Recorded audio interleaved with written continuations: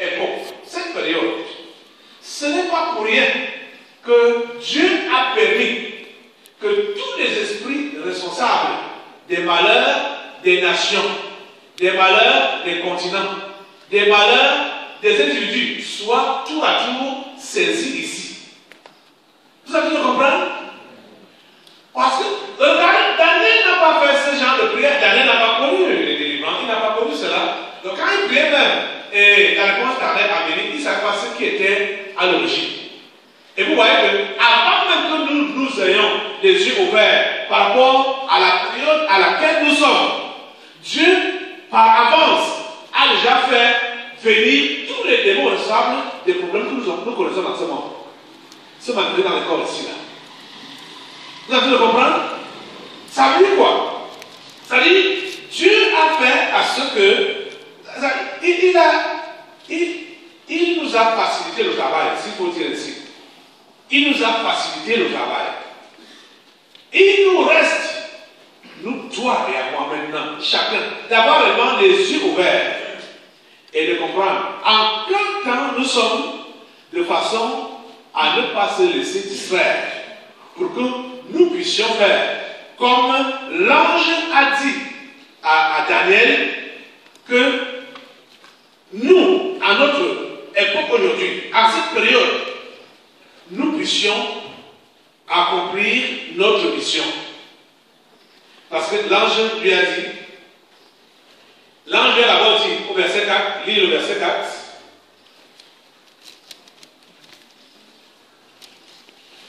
Le premier texte qu'on a lu, hein? Oui, chapitre 12 de Daniel. Il est écrit, toi, Daniel, tiens secrète ces paroles et scelle le livre jusqu'au temps de la fin. Plusieurs alors le liront et la connaissance augmentera. Vous avez compris? Jusqu'à quel temps ce livre devait être tenu secret? Jusqu'au temps de la fin. Et nous sommes dans ce temps-là. C'est le temps du 4e gouvernement mondial. Et c'est le gouvernement le plus long. Ça a commencé avant la naissance de Jésus. Jusqu'à nos jours, c'est le même royaume, c'est-à-dire le gouvernement romain, l'Empire romain. Nous sommes à l'époque de l'Empire romain, jusqu'à présent. Il y a quelque chose, pour ceux d'entre vous peut-être qui connaissaient l'histoire, il y a des gens qui ont appris l'histoire à l'université, on même des diplômes sur ça. Vous vous avez déjà posé la question de savoir pourquoi est-ce que l'Italie n'a pas de colonie? Hein? Non, écoutez, vous êtes là. Vous ne vous êtes jamais posé la question pourquoi l'Italie n'a pas de colonie. Même en Afrique, ça l'a dépassé. Quelqu'un est là? Même en Afrique, ça a dépassé l'Italie d'avoir une colonie. Vous ne posez pas la question. Pourquoi ça? Pourquoi l'Italie n'a pas de colonie? Qui peut essayer, qui comprend un peu? Qui peut essayer de répondre?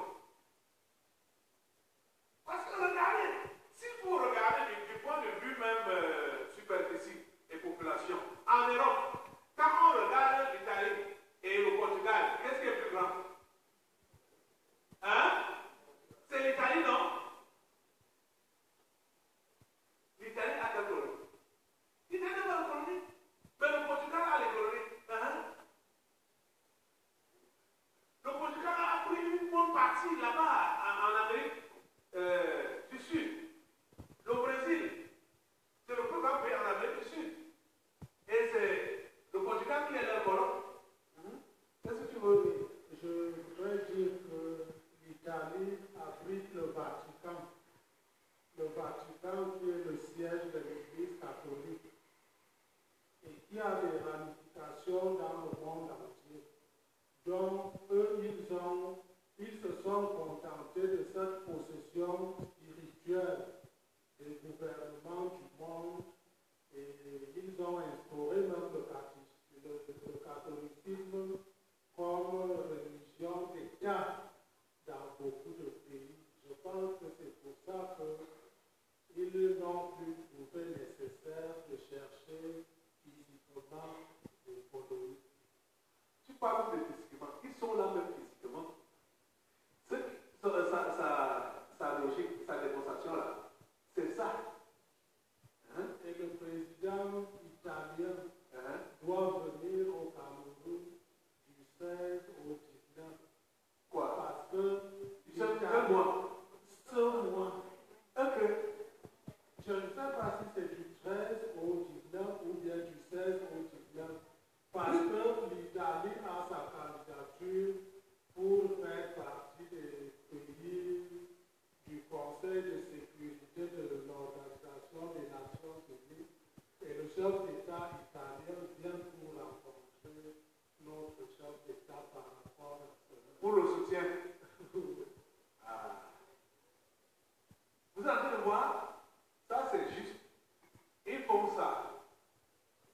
pour éblouir les simples. Les simples ne vont pas comprendre. Si vous comprenez les enseignements qui vous sont donnés ici, la démonstration montre que c'est l'Italie. Donc c'est un Rome qui gouverne le monde entier. Donc ils n'ont pas besoin d'aller... Quel est le petit pays en Afrique de l'Est là qui les a dépassés là? C'est encore quoi là? L'Éthiopie. Un petit pays qui les a dépassés, ça les a dépassés. Donc physiquement, ils n'avaient pas besoin de ça. Vous comprenez, non? Puisque spirituellement, ils sont assis sur le monde entier. Spirituellement, ils sont assis sur le monde entier. Parce que la stratégie diabolique avait changé. L'Empire romain, c'est le seul empire qui a connu une évolution qu'on ne peut pas vraiment expliquer. Au point où vous voyez les gens qui peuvent se dire première puissance du monde, premier président du monde, machin, tout ça là. Or, les vrais sont là derrière.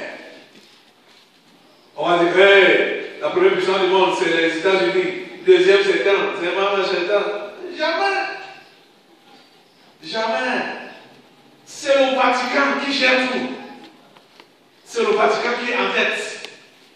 Il n'y a aucun test, que ce soit les Nations Unies ou un pays quelconque, pour mettre dans sa constitution et faire valoir ça si le Vatican n'a pas donné son quitus. Vous avez pu le comprendre?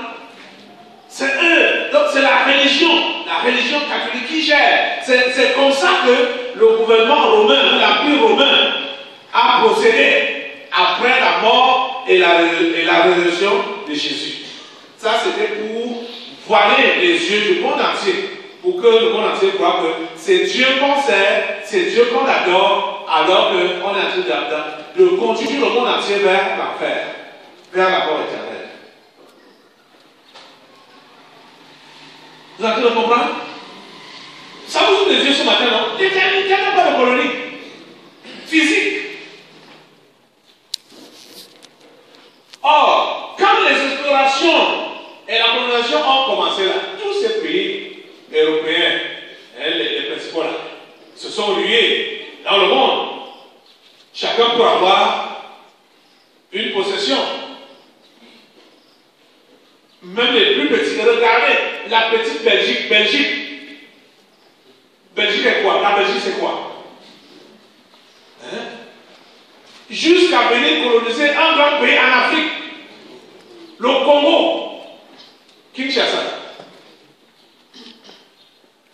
Qui vaut 80 fois la superficie de la Belgique. 80 fois. C'est la lettre du roi de Paul II qu'on a lu ici la dernière fois qui donnait les instructions aux prêtres et aux pasteurs comment ils devaient diriger les noms. La Belgique n'est rien. Si le Congo, Kinshasa, n'est plus une colonie belge, la Belgique est effacée. Et donc, carrément, vous avez compris? Mais regardez, l'Italie n'a pas vu une colonie comme ça. Parce que déjà, vous allez voir, quand au niveau de l'église catholique, là, quand on prétend que les ailes viennent de Rome, machin truc, les églises catholiques sont dans le monde entier. Dans le monde entier. Tout l'argent que les catholiques perçoivent, ils envoient ça à Rome. Vous comprenez ça, non? Le Vatican est l'État le plus riche dans le monde entier. Ils n'ont pas besoin de se présenter physiquement pour discuter le pétrole. Non, ils n'ont pas besoin de ça. Pour discuter l'or, le diamant, machin truc. Ils envoient seulement leurs éléments, les gouvernants.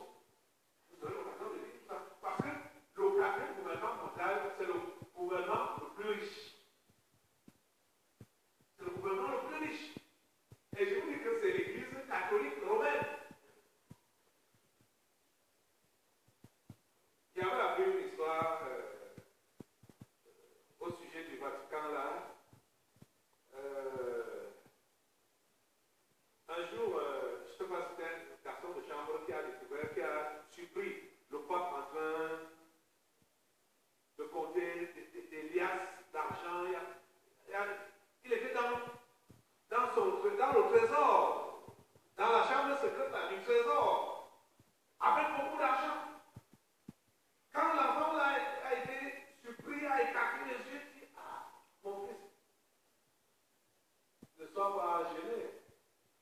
Aujourd'hui, on ne peut plus tenir le langage de pierre que nous avons ni or ni argent. Nous avons tout maintenant.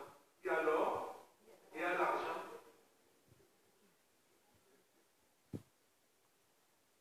Voyez, qu'est-ce qu'ils ne voient pas les yeux? Comment ils vont tout pouvoir les yeux aux gens, non?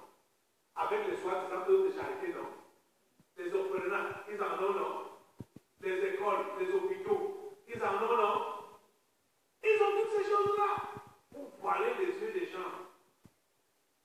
Vous ne vous êtes jamais posé que les prêtres ne sont pas mariés, les sœurs ne sont pas mariés, mais toutes les histoires d'argent, ils sont là-dedans. Ils font quoi avec l'argent là?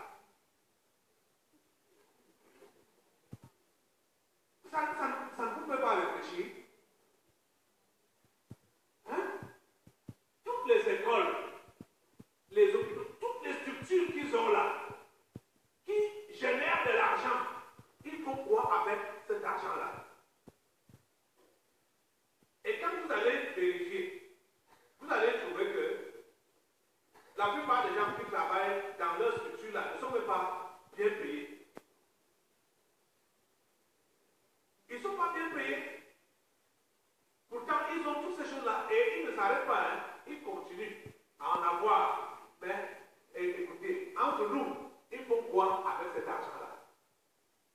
Et quand il s'agit des subventions, ils sont les premiers. Ils sont sur la tête de liste pour avoir des subventions.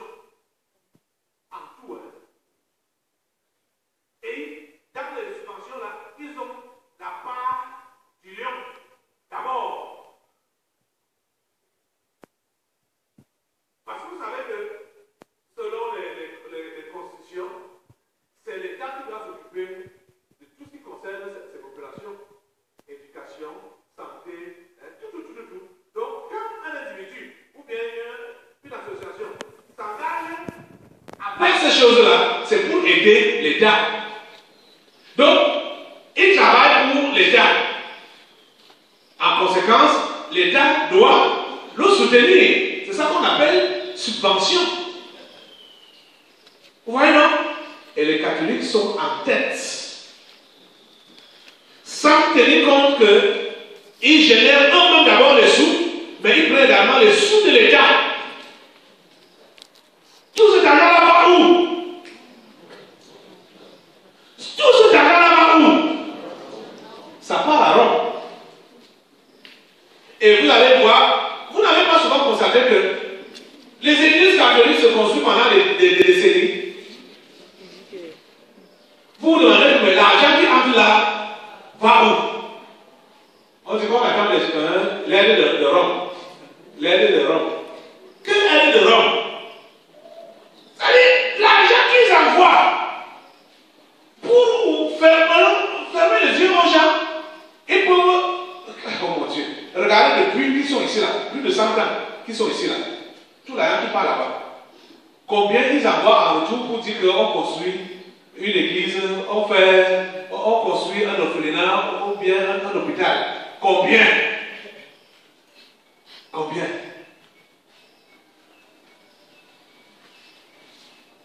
Vous avez envie de comprendre?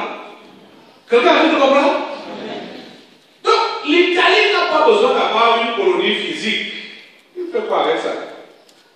Donc, quand vous avez vu, ils sont descendus là pour essayer de prendre soin d'Éthiopie, machin. C'était aussi juste pour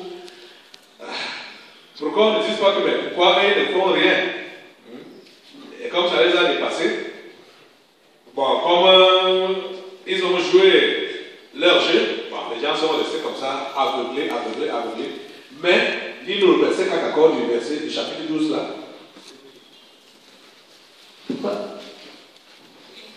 Toi, Daniel, tiens secrète ces paroles et scelle le livre jusqu'au temps de la fin. C'est le livre jusqu'au temps de la fin. Les amis, nous sommes au temps de la fin. Ce livre a été scellé jusqu'au temps de la fin. Si nous avons maintenant ces révélations, vous devez comprendre que c'est le temps de la fin. Vous allez le comprendre? Nous sommes au temps de la fin. Hein, fini la lecture. Plusieurs alors le liront et la connaissance augmentera. Voilà. Plusieurs alors le liront et la connaissance augmentera. Vous voyez, quand on ouvre ce livre ici, nous avons des explications que le Saint-Esprit nous donne. C'est nous tous ici qui sommes en train de le lire pour que notre connaissance augmente. Vous avez le comprendre? Plusieurs alors le lira et la connaissance augmentera.